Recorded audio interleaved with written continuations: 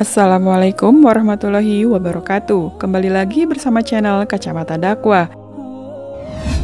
Orang-orang yang pahalanya masih mengalir setelah kematian. Pertama, mengajarkan ilmu pengetahuan.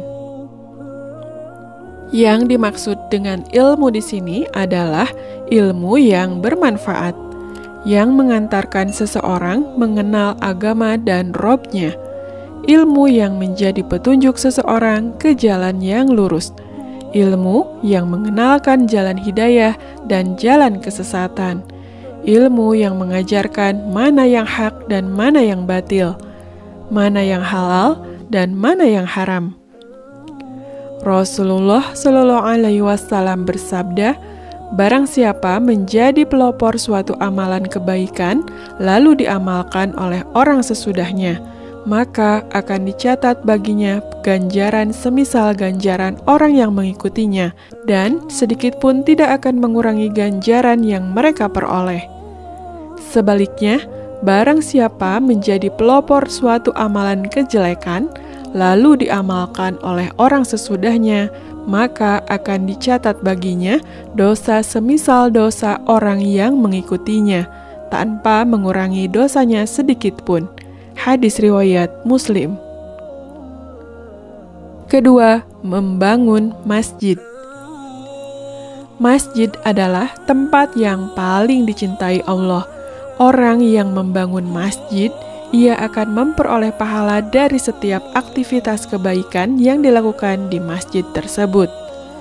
Dari Jabir bin Abdillah radhiyallahu anhu, Rasulullah Shallallahu Alaihi Wasallam bersabda, siapa yang membangun masjid karena Allah, walaupun hanya selubang tempat burung bertelur atau lebih kecil, maka Allah bangunkan baginya rumah seperti itu pula di surga.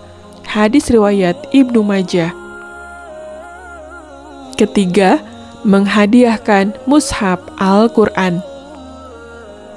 Menghadiahkan Al-Quran berarti memberi fasilitas orang lain untuk bisa mendapatkan pahala sebanyak huruf yang dibaca dalam Al-Quran.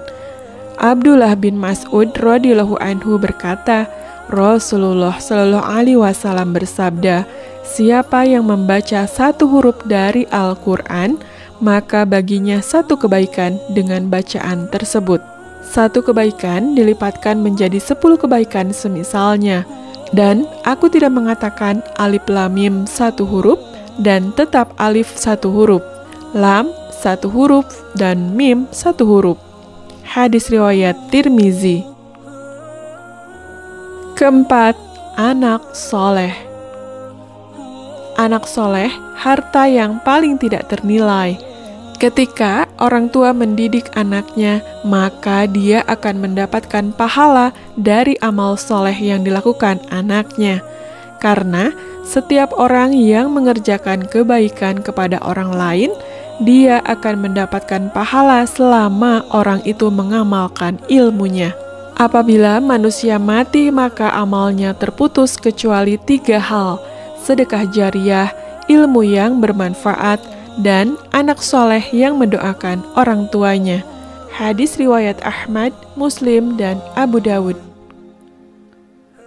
Kelima, sedekah sumur. Jika hanya dengan memberi minum seekor anjing bisa menyebabkan dosanya terampuni, bagaimana pula dengan orang yang membuat sebuah sumur yang bisa dimanfaatkan banyak orang? Tentu pahalanya sangat besar.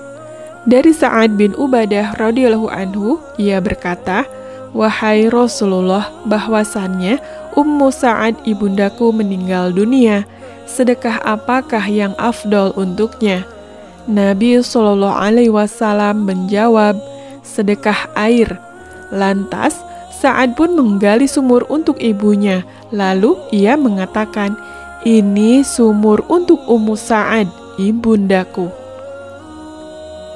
Keenam, mengalirkan sungai yang mati. Maksudnya adalah membuat aliran pada sungai yang tertahan airnya, agar air tersebut bisa mengalir ke tempat-tempat pemukiman masyarakat, sehingga orang lain bisa memanfaatkannya. Demikianlah orang-orang yang pahalanya masih mengalir setelah kematian. Wallahu a'lam bishawab. Semoga bermanfaat. Wassalamualaikum warahmatullahi wabarakatuh.